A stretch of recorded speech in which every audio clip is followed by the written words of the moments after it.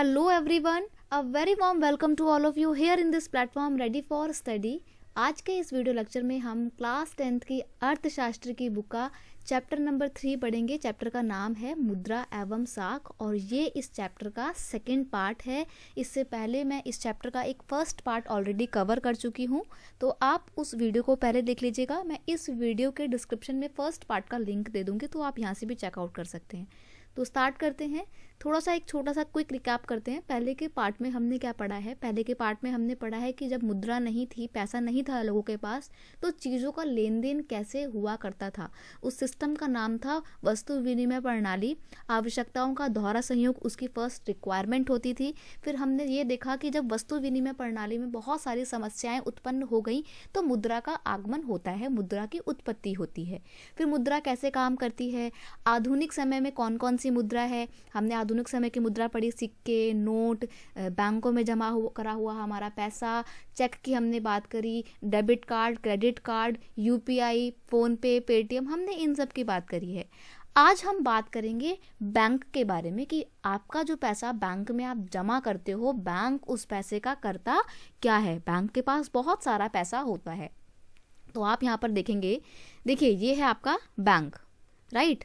तो ये बैंक क्या काम करता है आपका, ये है आपका बैंक।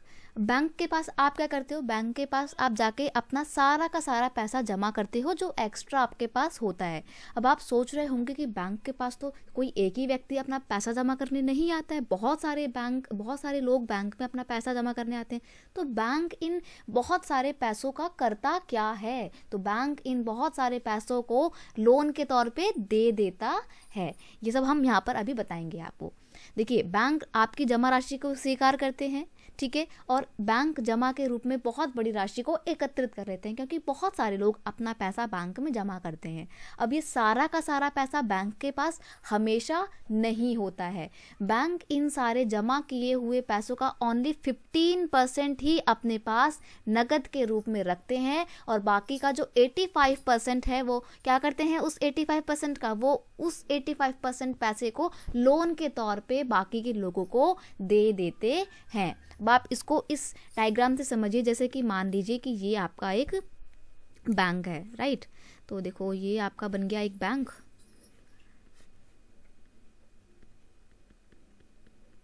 बैंक के पास में ना दो तरीके के लोग होते हैं। एक वो लोग होते हैं जो अपना पैसा बैंक में जमा करने आते हैं, तो इनको बोलते हैं जमाकर्ता, ठीक है। अब आपने पैसा जमा किया, हो सकता है आपको कभी बैंक में आपको एक्स्ट्रा पैसे की ज़रूरत हो जाए, तो आप बैंक से पैसा भी निकालने आते हो, तो बैंक फिर कुछ पैसे को क्या करता है, उधारकर्ताओं को दे देता है। तो दो तरीके के लोग होते हैं बैंक में, एक वो जो पैसा जमा करते हैं और एक वो जो बैंक में से पैसा उधार लेने आते हैं। बैंक के पास जितना भी पैसा होता है उसका 15% वो अपने पास रखता है, ताकि अगर कोई बैंक में पैसे निकालने आता है तो उस 15% से ही बैंक पैसे उस पर्टिकुलर जमाकर्ता को दे देते हैं, मांग जमा के तौर पे, डीडी के तौर पे। और जो 85% है बैंक उसका क्या करता है, उस 85% मनी का बैंक करता है लोन देने में इस्तेमाल। लोन को बोला जाता है हिंदी में ऋण, ठीक है। तो बैंक 85% का ऋण दे देते हैं। अब आप सोच रहे होंगे कि इन सारी एक्टिविटी में बैंक का रोल क्या है, मतलब बैंक पैसा, किसी का पैसा जमा करता है दूसरों को दे देता है, बैंक का तो कुछ फायदा ही नहीं हो रहा है। तो आप गलत हो। बैंक लोन ही इसीलिए देता है ताकि उसकी एक्स्ट्रा इनकम हो सके।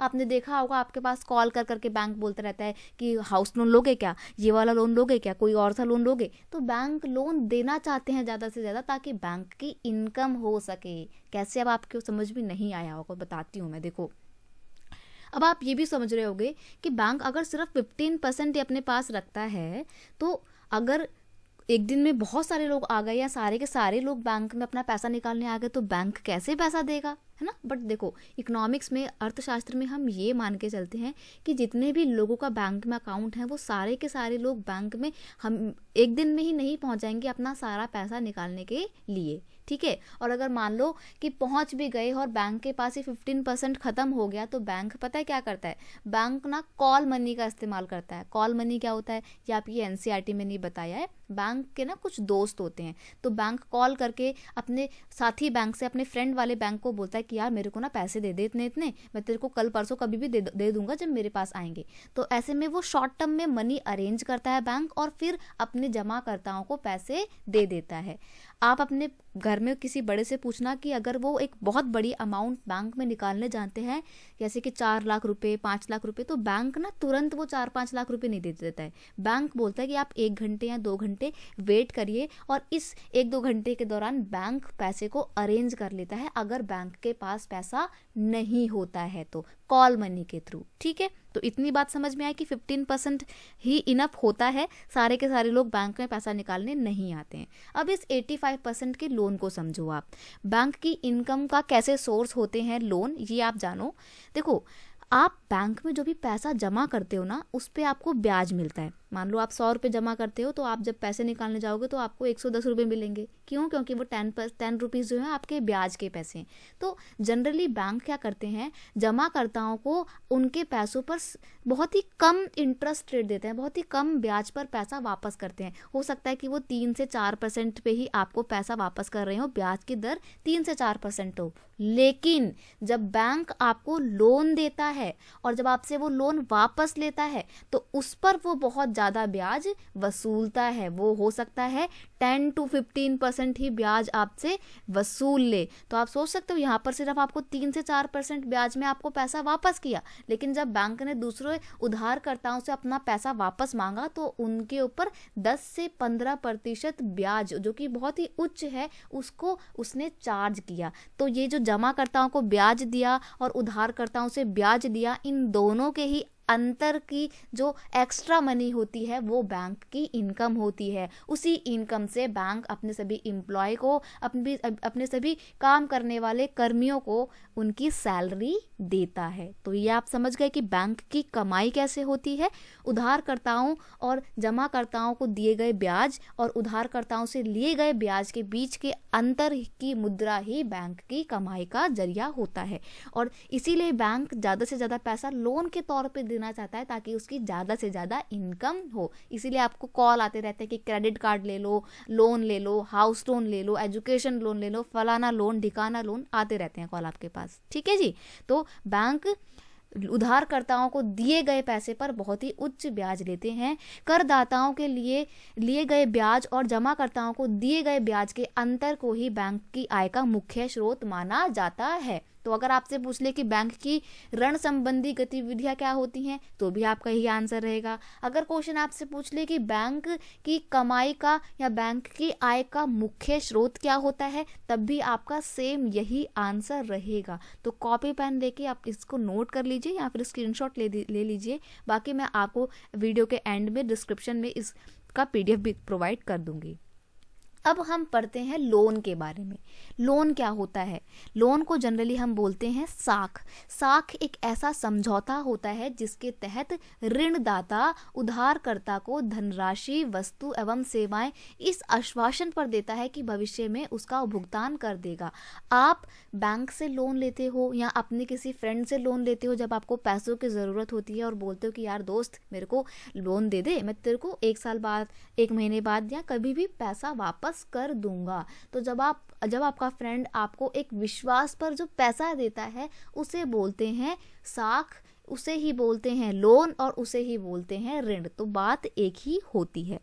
अब आपने बैंक से लोन लिया, तो बैंक तो आपको पर्सनली नहीं जानता था। तो बैंक क्या करता है, बैंक आपको बोलता है कि आप जो भी लोन ले रहे हो उसका कुछ मेरे को ना पोर्शन क्या करो, मेरे को आप प्रोवाइड कर दो कुछ भी एक्स्ट्रा चीज़, जो कि मेरे को सिक्योरिटी रहे कि हाँ आपने मेरे पास से लोन लिया है और आप वापस करोगे। जैसे मान लो कि तुमने बैंक से लिया लोन और तुम बैंक का पैसा लेके भाग गए, तो ऐसे में तो बैंक का नुकसान हो जाएगा ना। तो बैंक पता है क्या करता है, बैंक चालू नहीं होता, बैंक तुम्हें जानता तो है नहीं, वही तुम पैसा लेके भाग भी सकते हो। तो बैंक जब तुमको लोन देगा तो बदले में वो क्या करता है, बदले में तुमसे तुम्हारी कोई भी चीज़ गिरवी रखवा लेता है। ठीक है, तो इसको ही बोलते हैं समर्थक ऋणाधार, कोलेट्रल बोलते हैं इस गिरवी रखी हुई चीज को। उधारदाता उधार प्राप्तकर्ता से समर्थक ऋणाधार के रूप में ऐसी परिसंपत्ति ना, ऋणाधार एक साथ ही है। हिंदी में थोड़ी सी ना प्रॉब्लम आती है, चीज़ों को टाइप करने में। तो आप इसको समझ जाइए, ये ऋणाधार है, ठीक है। तो ऋणाधार के रूप में ऐसी परिसंपत्तियों की मांग करता है जिन्हें बेचकर मैं अपनी राशि की वसूली कर सके। देखो बैंक क्या करता है, बैंक बोलता है कि ठीक है तुम मेरे को लोन ले जाओ, अगर तुम हाउस लोन ले रहे हो तो तुम लोन ले जाओ, लेकिन जो तुमने हाउस लिया है उसकी रजिस्ट्री के पेपर मेरे पास रखवाने पड़ेंगे, ताकि कल को अगर तुमने मेरा लोन वापस नहीं किया तो तुम्हारा घर बेच के मैं वो एक्स्ट्रा अपना पैसा जुटा सकूं। अब आप यहाँ पे देख सकते हो इस इमेज में बैंक इस लड़की को लोन दे रहा है और बदले में ये लड़की अपना घर नहीं दे रही, घर के पेपर दे रही है, रजिस्ट्री के पेपर दे रही है कि हाँ भाई बैंक, अगर मैंने आपका पैसा नहीं लौटाया तो मेरे रजिस्ट्री के पेपर आप ले लो, बेच देना इस घर को ही, अगर आपका पैसा मैं नहीं दे पाती हूँ तो इसे ही बोलते हैं समर्थक ऋणाधार, ठीक है। एक नंबर की पेपर में डेफिनेशन बहुत बार पूछी जाती है। अब समर्थक ऋणाधार के तौर पर उधारकर्ता ऋणदाता से क्या क्या ले सकता है, सॉरी उधारकर्ता कौन है, ये लड़की यहाँ पर उधारकर्ता है, और ऋणदाता यहाँ पर कौन है, जो बैंक है जो कि लोन दे रहा है।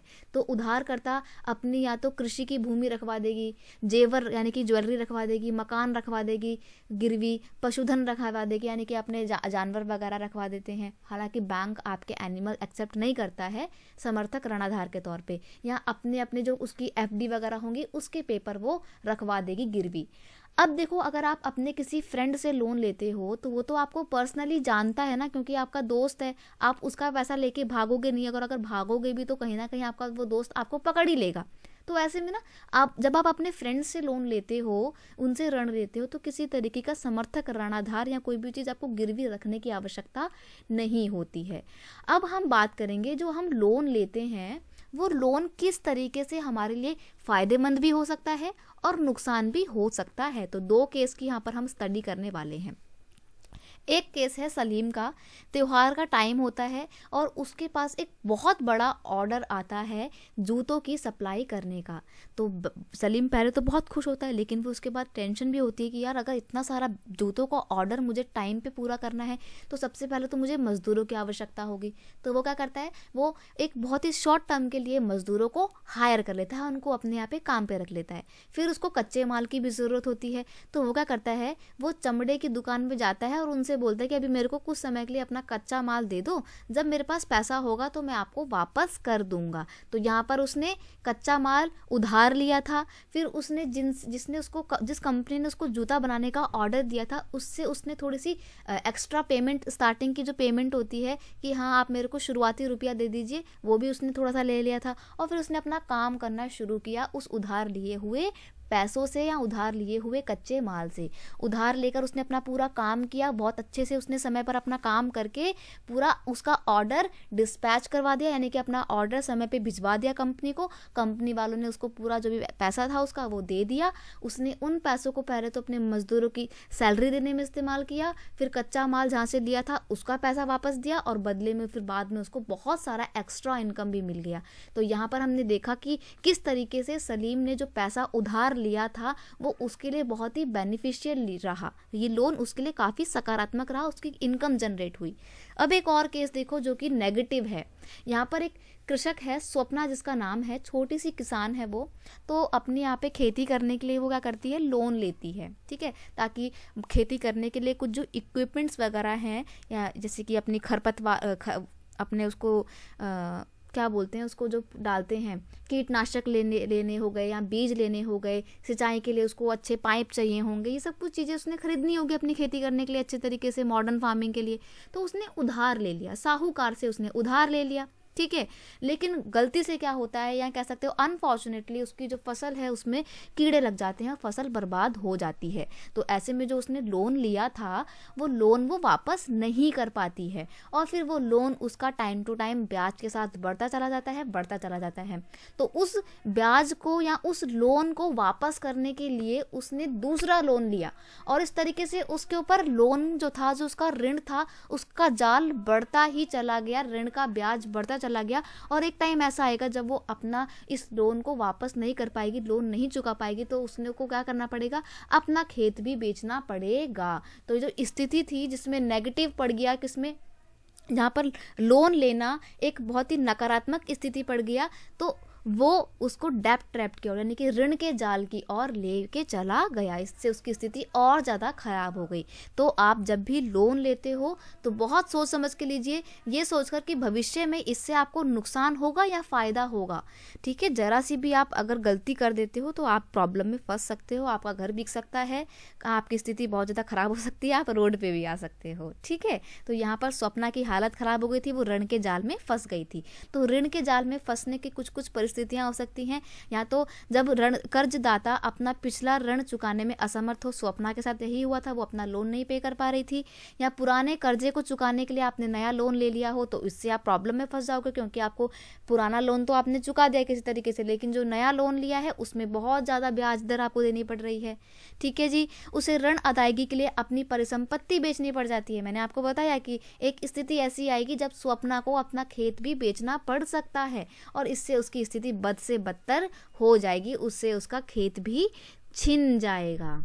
तो ये था यहाँ पर लोन, और लोन पॉजिटिव और नेगेटिव दोनों तरीके का हो सकता है, इसलिए जब भी लोन लें तो बहुत सोच समझ के लें।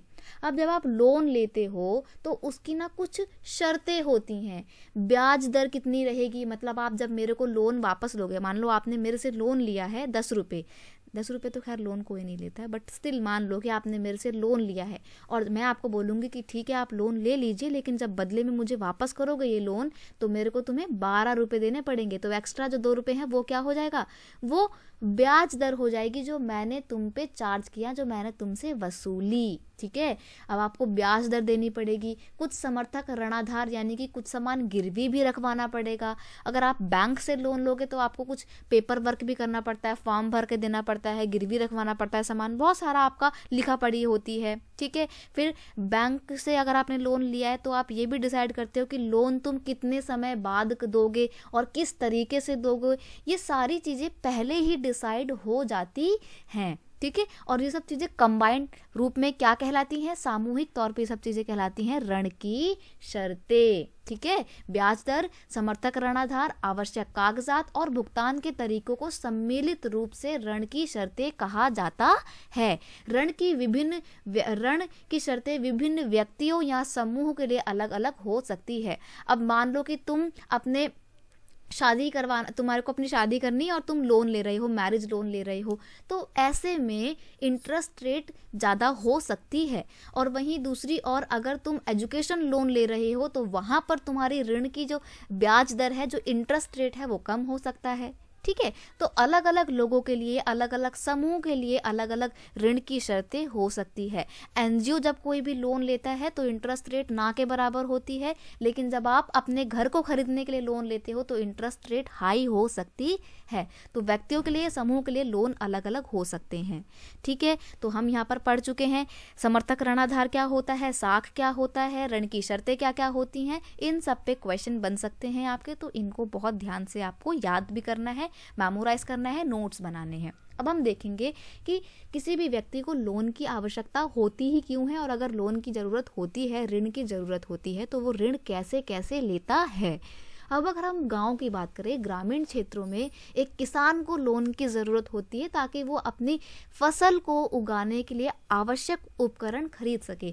जैसे कि उसको उर्वरक की ज़रूरत होती है, उसको बीज खरीदने होते हैं, उसको कीटनाशक यानी कि इंसेक्टिसाइड, अपने फसल को कीड़ों से बचाने के लिए जो वो खरीदता है ना दवाई, कीटनाशक बोलते हैं उसे। ठीक है, बिजली के उपकरण खरीदने हो सकते हैं, उपकरण जिनकी मरम्मत करवानी है उसके लिए उसको पैसा चाहिए होता है। तो बहुत सारी वेरियस एक्टिविटीज़ के लिए एक किसान या एक ग्रामीण व्यक्ति लोन लेता है या साख लेता है। अब वो जो ऋण लेता है वो अलग अलग तरीके से अलग अलग लोगों से ले सकता है। अब देखो, आप अपना लेटर लिखते हो, ठीक है, तो जब आप अपने प्रिंसिपल को लेटर लिखते हो तो आपका लेटर लिखने का एक फॉर्मेट अलग होता है। और अगर आप अपनी मम्मी को, पापा को, फ्रेंड को, दोस्त को, भाई को, बहन को, किसी को भी लेटर लिखते हो तो उसका फॉर्मेट अलग होता है। तो जो प्रिंसिपल को जो आप लेटर लिखते हो उसको क्या बोलते हो, उसको बोलते हो औपचारिक, क्योंकि वहाँ पर तुम्हारे को थोड़ा सा कायदा कानून, एक फॉर्मेट को फॉलो करना पड़ता है। वहीं अगर आप अपने किसी फ्रेंड्स को, फैमिली को अगर आप लेटर लिख रहे हो तो आप किस तरीके का इस्तेमाल करते हो, अनौपचारिक पत्र का इस्तेमाल करते हो, क्यों? क्योंकि वहाँ पर एक फॉर्मेट का इस्तेमाल करना ज़रूरी नहीं होता है, क्योंकि आप किसी ऑफिस में लेटर नहीं लिख रहे हो। जिस तरीके से आपके लेटर लिखने के 2 तरीके होते हैं, औपचारिक और अनौपचारिक, उसी तरीके से सिमिलरली लोन लेने के भी 2 तरीके होते हैं। एक होता है औपचारिक लोन और एक होता है अनौपचारिक लोन। तो हम यहाँ पर औपचारिक और अनौपचारिक लोन के बारे में पढ़ेंगे। पहले देखेंगे कि लोन कैसे कैसे ले सकते हो। गाँव में अगर हम रहें तो बैंक तो इतने होते नहीं है, तो आप साहूकार से ही लोन लेते हो। अब साहूकार से जब आप ऋण लेने जाते हो तो छोटे किसान गांव के साहूकारों से ब्याज की उच्च दरों पर पैसा उधार लेते हैं। ये जो बड़े बड़े मनी लैंडर होते हैं ना, साहूकार, जमींदार वगैरह, ये आपको लोन तो देते हैं लेकिन बहुत ज़्यादा ब्याज आपसे वसूलते हैं। जब आप व्यापारियों से लोन लेते हो तो किसान पता क्या करते हैं, किसान व्यापारियों से लोन लेते हैं, उनको बोलते हैं कि हमारे को हमारी गेहूं की फसल उगानी है, थोड़ा सा पैसा दे दीजिए। तो व्यापारी क्या करेगा, ठीक है लो, तुम मेरे से पैसा ले लो, और लेकिन शर्त ये है कि तुम्हारी जो भी फसल होगी वो तुम मेरे को ही बेचोगे। तो वो इंटरेस्ट रेट यानी कि ब्याज की दर ज़्यादा चार्ज नहीं करता है, बहुत कम ब्याज दरों पर किसानों को लोन दे देता है। लेकिन एक तरीके से फिर किसान बंध जाते हैं उस एग्रीमेंट में, क्योंकि उनको अपनी फसल व्यापारी को ही बेचनी पड़ती है, और व्यापारी फिर जिस कीमत में वो उसकी जो कीमत वो बोलेगा उसी कीमत पे किसानों को बेचना पड़ता है। तो ऐसे में किसान प्रॉब्लम में आ जाते हैं, उनके हाथ एक तरीके से बंध जाते हैं, व्यापारी को ही उन्हें अपनी फसल बहुत ही कम दामों पर बेचनी पड़ती है। और व्यापारी क्या करता है, किसानों से उनकी फसल लेकर अपने पास स्टोर कर लेता है, और जब कीमतें उच्च होती हैं उनकी फसलों की तब उसे बेचकर अधिक लाभ कमाता है। तो फायदा किसानों को नहीं मिला। ऐसे में कई बार कुछ किसान जो समझदार होते हैं, पढ़े लिखे होते हैं, वो बैंकों से लोन लेते हैं। ज़्यादातर जो मध्यम और बड़े किसान होते हैं वो बहुत ही कम इंटरेस्ट रेट पे, बहुत ही कम ब्याज दर पे, 2 या 3% की ब्याज दर पर बैंक से लोन लेते हैं, और बैंक अपने इस लोन के बदले उधारकर्ताओं को बाकी की भी कुछ फैसिलिटी प्रोवाइड करते हैं। कई बार कुछ लोग नियोक्ताओं से ऋण लेते हैं। नियोक्ता मतलब होता है कि जहाँ पर आप काम करते हो अपनी फैक्ट्री में, फैक्ट्री के मालिक से जब आप लोन लेते हो तो उसको बोलते हैं नियोक्ताओं से ऋण, जो कि एक अनौपचारिक ऋण होता है। भूमिहीन या कृषि मजदूर तथा अन्य मजदूर ऋण के लिए अपने नियोक्ताओं पर निर्भर होते हैं, अपने मालिक के ऊपर निर्भर होते हैं, और ये मालिक या जमींदार प्रत्येक महीने की 5% के ब्याज दर पर मजदूरों को ऋण देता है। अब आप सोचो, महीने की 5% यानी कि पूरे साल भर का 60% की ब्याज दर पे आपको ऋण मिलता है, जो कि बहुत ज़्यादा है। ऐसे में नियोक्ता आपको एक्सप्लॉइट करते हैं। ठीक है, तो ये अलग अलग तरीके से आप लोन लेते हो। एक और तरीका है, गांव के एरिया में ये वाला लोन लेने का तरीका बहुत ज़्यादा प्रचलित है, वो है सहकारी समितियों से ऋण, जिसको स्वयं सहायता समूह से लिए जाने वाला ऋण भी माना जाता है। इसमें क्या होता है, गांव के लोग अपने कृषि उपकरणों को खरीदने के लिए, खेती बाड़ी करने के लिए, या अपनी छोटा मोटा कोई भी उद्योग धंधा चलाने के लिए सहकारी समिति से बहुत ही कम ब्याज दरों पर सस्ते ऋण लेते हैं। तो यहाँ पर आपने देखा कि 2 तरीके के लोन जो थे वो औपचारिक की श्रेणी में रख सकते हो, बैंक और सहकारी समिति।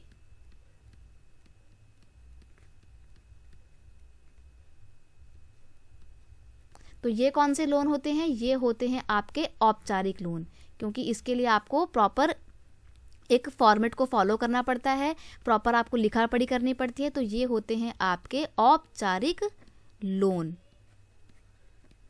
एक होते हैं अनौपचारिक लोन,